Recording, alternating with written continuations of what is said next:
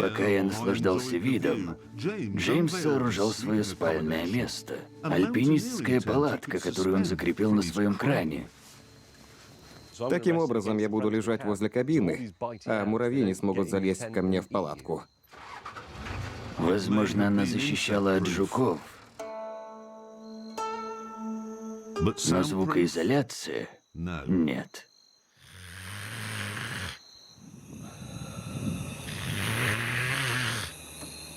Я хочу в кровать. Но я не могу из-за работающего трактора. Послушайте.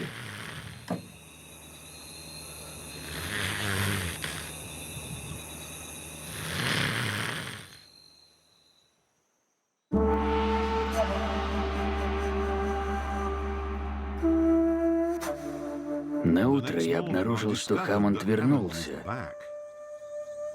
Просто руку потянул. Ага, ничего необычного.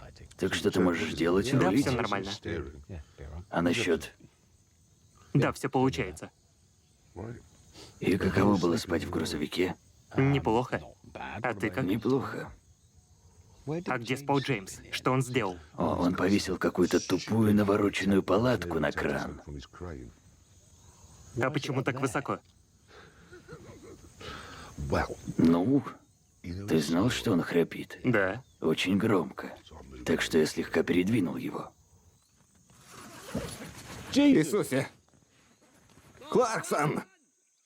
Что? Смешно. Очень смешно. Да? Но я не люблю высоту. Мне не Мне не нравится. нравится храп. В любом случае, мы едем.